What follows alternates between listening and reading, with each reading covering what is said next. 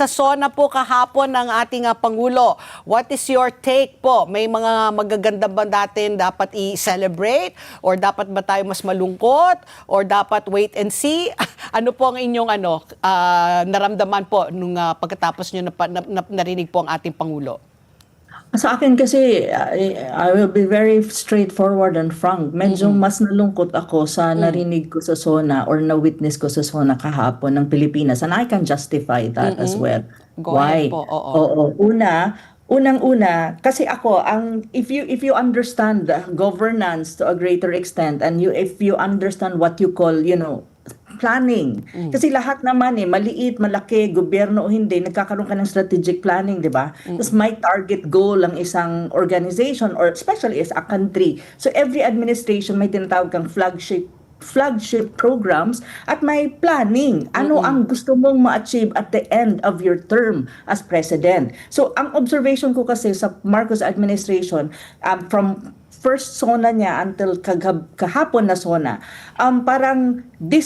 parang disjointed ba? Walang disconnected ang lahat ng SONA niya from first to the ngayon yung kahapon. Kasi you know what, when you say government, ang ano kasi dyan is kung ano yung sinabi mo sa first SONA mo at second SONA mo, third SONA mo, fourth SONA mo, and up to the fifth or the sixth SONA. Dapat kasi ang SONA mo magbi-build ka. Every SONA kasi, you present the achievement of your administration based on the previous SONA at ano yung na-achieve. And from there, you will follow through at what else can be done specifically dun sa mga hindi pa na-achieve based on the achievement ng isang administrasyon. But what is happening in the SONA or even in the administration of Marcos Jr. ay walang ganon. Hindi sila nag-build dun sa supposedly previous achievement nila, which is even a questionable kung mayroon nga ba. So ang nangyari sa kanya kahapon, parang may mga listahan na naman siya ng mga bago niyang promises na gagawin niya within the last 2 years of his administration without even saying kung magagawa niya yan kasi wala na siyang oras actually dahil kung titignan mo talaga ngayon, 2026, July, next week is August. You have what? Less than 1 year or at roughly 1 year. And a half. Kasi pagdating ng 2027, that is already electioneering. So lahat ng politician mo and even him will be very busy with the 2020 national election. Even him.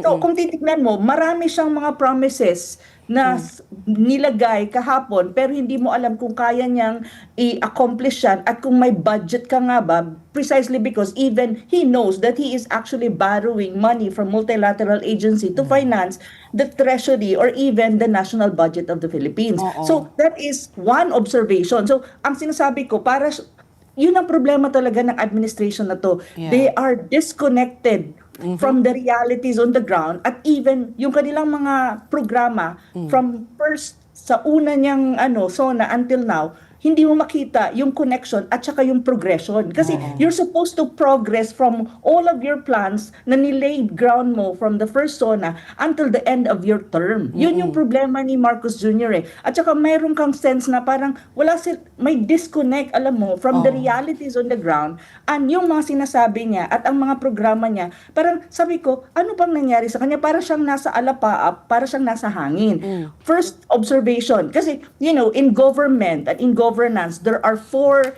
very important sector na dapat makikita mo talaga ang achievement at ano pa ang gagawin para mag-improve. First is economy. The economy. Medyo hindi ko naintindihan kung talagang mayroon siyang kasi alam mo, ang ekonomiya ang sinasabi niya, the economy is getting better and functioning very well. Sabi ko, ano ba si President? Alam ba niya yung sinasabi niya? Kasi ang sinasabi niya, hindi lapat dun sa realidad ng buhay ng mga Pilipino. That is really the truth. First, on growth. Growth, ang target nila mula nung first SONA niya is 7% or to 8% growth.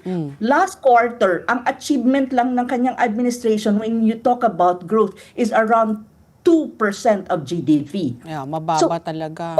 Hindi lang yun. Misleading ang mga sinabi niya sa SONA niya.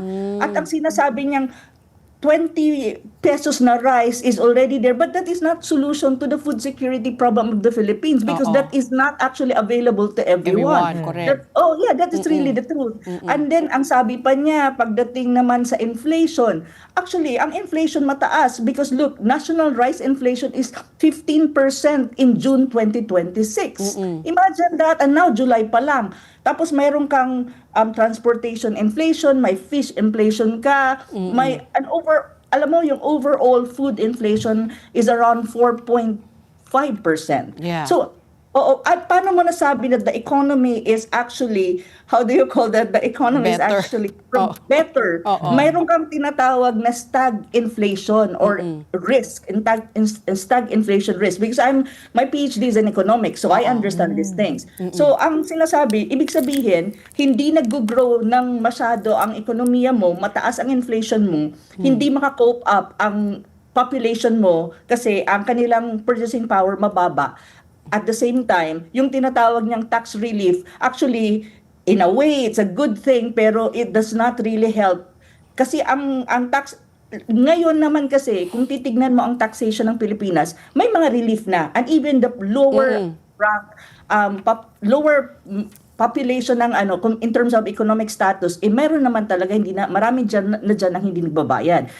Kasi ang solution, hindi naman to lower, especially the exemption ng tax, is actually to generate more jobs. Kasi ang employment sa Pilipinas mataas. So if you really look at how he described what you call the economy, actually medyo may sabi niya, we're not liars, but to a certain extent in that aspect of his SONA, medyo misleading ang mga sinabi ng Pangulo. Yun ang sabi ko, ay, bakit ganon? Yun. And then, because the economy is very important. Yeah. Aside from the economy, you have good governance. Ito yung medyo ako na parang, sir, ang sabi mo, noong 2025 SONA mo, mahiya naman kayo at mananagot. Pero at the end of the day, dun sa kanyang statement, ang tanong ko, okay, sinabi niya yung 2025. So dapat ngayon sa 2026, he elaborated dapat kung ano yung result ng tinatawag mong combating massive corruption in government. Because to be very frank, ang na-mention lang niya is mga kontratista. Hindi niya naiintindihan na ang kontratista ay hindi yun yung big fishes ng massive corruption in government, ng especially flood control. May malalaking isda dyan na hindi actually nabibigyan ng kaukulang investigation ng kanyang administration. Tapos nagkaroon siya ng political grandstanding saying na I am the president of the people, not of my family. Highlighting Martin Romualdez as the poster. Parang ginawa niyang trophy si Martin Romualdez saying na may mga kaso na ilalatag kay Martin Romualdez. But take note, what are really those cases? Because as far as we know, nasa preliminary investigation siya. And when you say preliminary investigation in the Philippines, to be very frank, the possibility of it that will not push through is very high. Kasi even the ombudsman is saying that, and even the DOJ is saying na they're building the case kasi hindi daw nila makonect at wala daw silang sufficient evidence to even file a case against Martin Romualdez. So that is even, sabi ko, bakit mo ginamit yung yung pinsan mo, yet wala ka namang concrete na, alam mo yung concrete na maipapakita sa buong madlang people na actually mayroon nang ang case against Martin Romualdez, but Martin Romualdez is just one. He needs to remember that when you talk about corruption, there's a lot of things that if you really is serious about this, one thing that he needs to understand, ang corruption sa Pilipinas does not operate in a political vacuum. Mayroon siyang proseso, kung i-analyze mo siya, una, ang budget enacted by an administration dominated by Congress. In a way, the president there's such a thing as command responsibility. It even had to acknowledge that. Second, ang appropriation mo is signed by the president into a law. So, kung accountability ang pag-uusapan mo, accountable siya din. The second one is project managed by executive agency. Ang implementation, even ng flood control project, are implemented by the executive level because the legislative is just approving the budget or determining the budget of the different sectors or different agency of the executive level. So that's even his responsibility and his accountability as the executive. And contractors alam mo, yung sinasabi niya mga contractors daw nakulong, he actually forgot the fact that yung mga contractors na yan, accredited by the government, ang nagbigay ng kanilang mga kontrata Oo. is the executive level because the executive level is the implementing agency. And officials appointed, supervised, or politically allied with the administration. And even then, isa sa kanyang dapat ginawa niyang accountable is yung DBM. Basically, ang DBM nagre-release ng budget pero hindi niya sinabi kasi pinakita lang niya doon na si MR. So MR is the sacrificial lamb, yet hindi nga malinaw kung Martin. ano ba talaga ang kaso na malalatag kay MR. Nauna pa nga nilang kasuhan si Senator Marcoleta when in fact, ang kaso ni Senator Marcoleta is not even sure ang ombudsman kung tama nga ba ang kaso na nilatag nila kay Senator Marcoleta, and yet Marcoleta is already in prison. So, oo, ito yung sabi ko, ano ba ang nangyari kay President Marcos? Nakalapat ba siya sa lupa at sa ground situation and even in his administration when you talk about good governance? Kasi ang good governance, very important na binabantayan niya ng mga tinatawag ng investors sa Pilipinas. Kasi ang sabi niya, ito pa, sabi ko, akala ko ba we're not liars? Kasi sabi niya, we're not liars. Yet, pagdating sa sinabi niya na ang foreign investors daw and capital investment in the Philippines is increasing and it's getting better. Sabi ko, how it's become better when in fact, the Philippine Statistic Authority even released na bumababa ang capital investment na pumapasok sa Pilipinas from outside precisely because of one factor. That is massive corruption in government, and that's an issue of good governance na sa mga tulad ko na nakikita yan, hinihintay ko paano mo kakabit-kabit ito, paano mo susolusyonan given na kulang ka na sa oras, di ba? Correct. So, yun yung mga bagay na parang sandali muna. Ano bang nangyari sa kanya? So Professor Ana, talagang obvious po no na dissatisfied po kayo. Before Ricky asks her next question, I'm just curious lang po. Overall po, ano ang rating po na ibibigay niyo po sa Pangulo? Kung kayo professor na professor, okay, sa speech writing, grade 75, pasang-awa or fail? Actually, if you ask me kung political grandstanding lang and and trying to project himself na he's strong and blah blah blah. I think the delivery of the speech was good, I think. Magaling naman talaga mag-deliver ng speech si PBBM. Give it to him, si BBM, kasi parang theatrical ang dating niya eh. So okay. 3, 4, pero kung tatanungin mo ako yung substance, kasi alam mo, wala akong pakialam, ako kasi as a Filipino, wala akong pakialam kung magaling ka mag-deliver ng speech. Basta kailangan ano ang laman ng sinasabi mo at ano ang realidad niyan at ang sa ground situation or sa overall scheme of things. Pero sa substance talaga, I'm not kidding. I would give him in a range of 5. 5 is the highest, 1 is the lowest. I give him 1. I'm sorry. So bagsak talaga epic fail para kay Prof. Okay. Hindi lang naman failure ni President Marcos yan. That's the failure of the whole administration, including yung kanyang mga disipulo na nandyan sa administration niya. Okay. Ako, Mami, kahapon nga nag-usap po tayo bago mag-SONA, no? You were hiningan po ng grado para sa administrasyon niya, his government, and him. Pareho po sila bumagsak. So, ano po ba, parang, I think she gave 3 to 4 ang binigay nyo. Kaya, in fairness to the rhetoric, bigay nyo naman 5, tumaas naman po kahit paano yung grado ni Pangulo Marcos, di ba? Pero ito po, ang dami po nagulat. Kahit po yung mga reporter na nandoon, binigyan po sila ng paunang kopya ng kanyang speech. Ang pasabog pala is yung entrada niya. Ito na nga po yung gumawa ng maraming headlines na hindi ako Pangulo ng aking pamilya, Pangulo ako ng Pilipinas at ang responsibilidad ko ay sa inyo mga Pilipino. Ito po pala ay wala sa original niya na speech, supposedly. Ito po ba, masasabi po natin na talaga bang nakinig siya kahit paano po sa clamor nga ng mga tao for accountability? Kasi unlike po the past SONAs, mostly it's just motherhood statements, kumbaga yung mga inaasahan niya na roadmap para sa Pilipinas.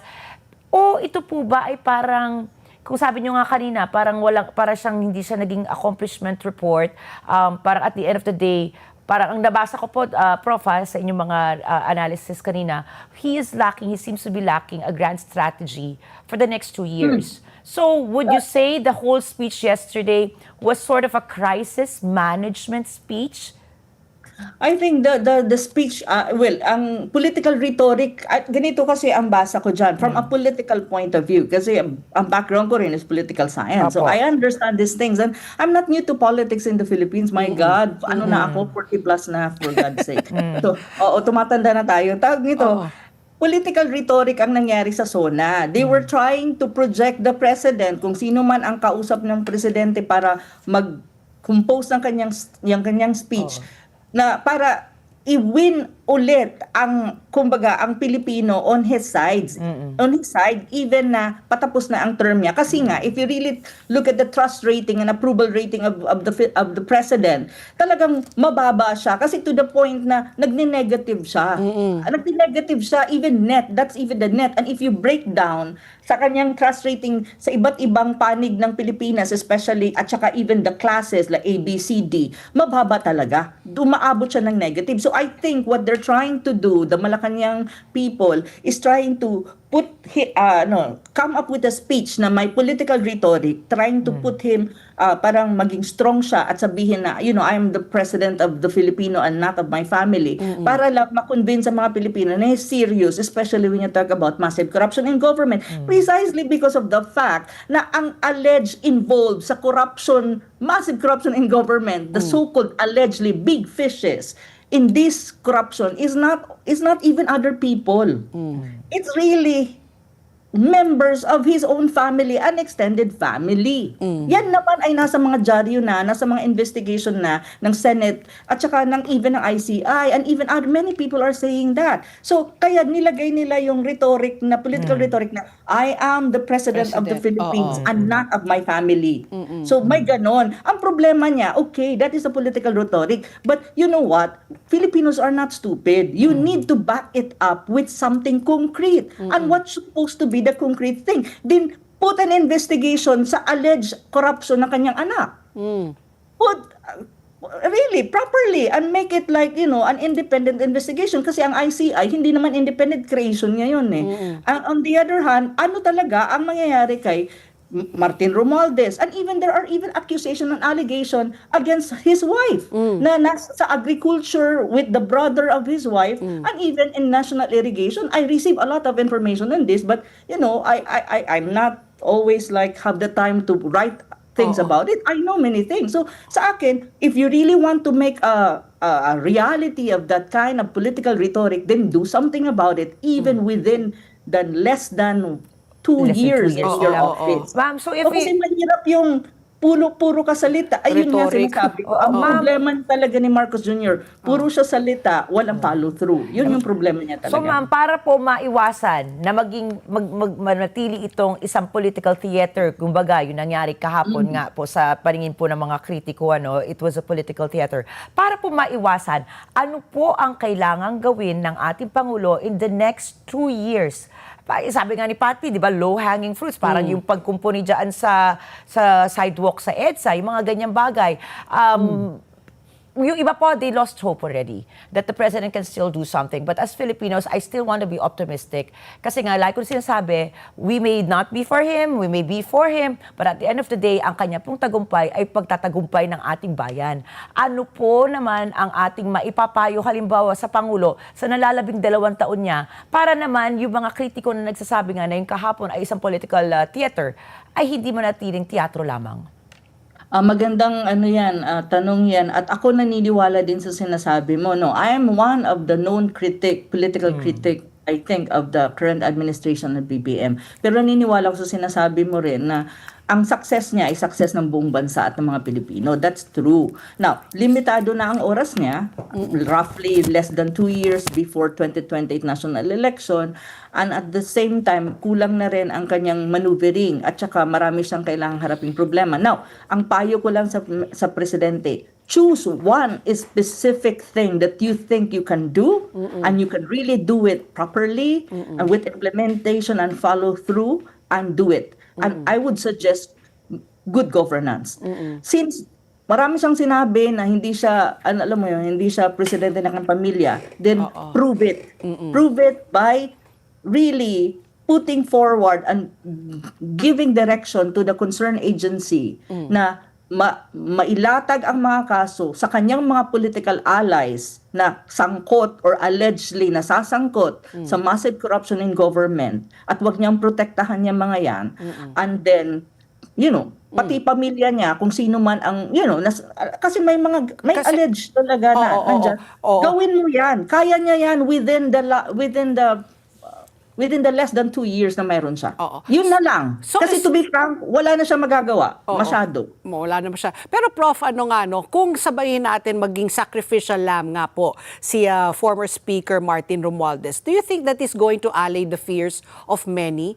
Or is that going to give the needed boost, the needed confidence para maano ulit tayo ang taong bayan na, finally may ginagawa? Kasi, di ba, sa isang taon na, since the last SONA, when he said, mahiya naman kayo, till yesterday, yun ang pinakakaabang-abang. May mga nasa kulungan na nga, 'di ba? May mga ilang mambabatas, may mga ibang engineer.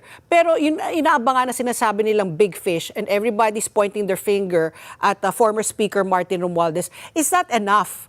Do you think? Even if, let's say, makasuhan, kasi sinabi naman ni Ombudsman Boying Remulla na tinitibayan lang nila yung case build-up, pero marami na. Tapos inanunsyo rin na sinubukan rin ni former Speaker Martin tumakas, umalis ng bansa. So yung mga ganon, kung siya po yung magiging sacrificial lamb, yun na ba hong makikita niyong sagot? No, I don't think so because I think this is all drama. I really don't think they will, ilalaglag nila sa MR, to be very frank. Why?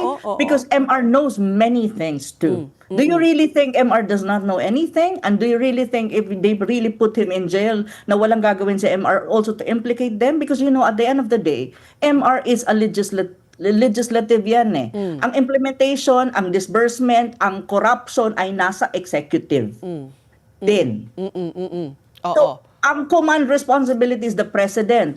Ang kanyang anak na si Sandro ay nasa Congress. Do you really think the former speaker walang alam at walang hawak din na ebidensya? So magkakaleche-leche sila. And do you really think Marcos Jr., Lisa, and the rest hindi alam ito kung anong consequences ng gagawin nila? I really don't believe anymore in this administration when you talk about these things. Kanina inask mo ako kung ano pa ang pwede niyang gawin para lang convince ang to Filipino redeem people. himself. To redeem himself, one thing. Step down because really there's no credibility anymore in his administration. Now, if he doesn't want to hindi siya talaga mag-step down kasi alam naman natin yan. Then do something really, make a sacrifice na, kung gusto niya, may political will naman siya, di gawin niya ang dapat niyang gawin. Pa-investigate niya. Alam mo, kung talagang gusto niyang ma-redeem ang sarili niya at kahit papano magkaroon siya ng tinatawag na legacy even in one aspect of his administration and governance, unahin niyang ipa-investigate lahat ng kanyang political allies na very close sa kanya na nasasangkot sa alleged massive corruption in government, especially flood control, and even his own family members who are in government and who have access to government funds. That is what I can say. Now, if he can do that with his political will and his power, then probably he will have something good before he ends his term. Because good governance and massive corruption in government is one of the very glaring problema ng kanyang administrasyon. Kahit anong sabihin niya na blah, blah, blah, blah, gagawin niya lahat. At the end of the day, everything happened in his administration. He is the president. He has command responsibility. He has access to everything, even intelligence. So dapat alam niya yon at dapat magawa niya yon within the 2 years na mayroon siya. So he has to do something drastic to redeem himself. But of course ako, the skeptic in me, I doubt na syempre kakasuhan niya yung asawa niya o anak niya. Akala nga natin, yung speaker na pinsan nga niya. Pero kayo rin po, kayo po ay nagdududa rin na ilalaglag niya talaga yung kanyang pinsan. Although he said, di ba, I'm not the president of my family or of my friends. And he said nga, may case build-up na. Pero ako, kung ako rin si former speaker Martin Romualdez, just the humiliation and the shame, 'di ba? That all fingers are pointing at you. It was his house. The house. He Do was you formerly really think- Speaker of the House. Bahay niya. But Enrique, mayroon lang ako tanong sa inyong dalawa kasi you're also, politics in the Philippines. Do you really think the former speaker can do all these things without any kind of Talagang, support or Kumbaga, Diba? he Come cannot on. do it alone. It is not, you need a village. You need the House of Congress. Saka sinabi po niya, Everyone, di ba? even the executive side. Kasi pera yung pinag-uusapan natin, may pera, disbursement oo. lang eh. Pero yun na nga yung nakakalungkot, Prof. Kasi parang naging systemic na talaga. Parang talagang automatic na may commission. Sabi ko nga kay, I don't know who I said this too many times. I said, I don't mind you get a commission, di ba? Sa SOP na nila Sa yan. SOP. But, manage your greed nga. Not naman to the point na 25%, 40%, or 50% even. Maybe, if it's already nakatuck in there, yung 5%, sabihin natin, 5%, to be divided. Diba? O 1% for the Senate, 1% for the Congress, 1% for the LGU, 1% for the executive. Then it's manageable because you can tuck it in. I think most countries are doing that. Diba? 3% to 5% Ako margin. 5%. kumbaga. Ako 5% tama na kasi billions ang pinag-uusapan natin eh. But once you really go overboard and go over 20%, ay talagang ano na 'yon. Sukdulan na 'yon ng sakim ka na talaga. Kasakiman. Greed nga daw, Greed, sabi oo. nila, kumakain daw sa manage it. sistema natin ngayon. Yes. So, Ay, because it's ghost systemic eh. projects. Yes, Oo, that's yun the na. worst. Oo. Diba? Ghost Never mind if there's really a project and Oo. you just priced it, diba? But for you also to undercut it, for you also substandard, and then a lot of people will perish, that's already really a crime and a sin already. To me, Hindi na siya personally. acceptable. Oo, no? hindi na acceptable. But yun na nga, you put a percentage there, okay, di ba? Sige, na everybody happy. So Pero, treat it like a business na lang. treat it like a business and you also be, kumbaga, you be transparent. Na okay, ito yung project cost, 110 million. Pero yung 10 million, sabihin natin, kasi po to, kailangan yung lagyan or whatever, di ba, nakatak in na Sa tingin doon. mo ilalagay. No. What I'm saying is, di ba, it's not, but at least alam na natin. Pragmatic approach. Oo, The oo, pragmatic approach based on reality. Yeah, Kasi reality. realidad sa Pilipinas yan eh. Oo, pero yun na nga kasi naging swapang ng paswapang eh. Sumobra. Sumobra. Naririnig ko siya. na yan po dati. Nung panahon pa siguro ni Marcos Sr., meron na talaga yan. Pero hindi ganyang kalalaki ng mga porsyento. Hindi kanyang kalala. Oo. Kasi, alam mo, Pat Enrique, during his father's time, to be very honest, may corruption din. Maraming Yes. accusation kay FM. Ferdinand Oo. Nero, kay FM.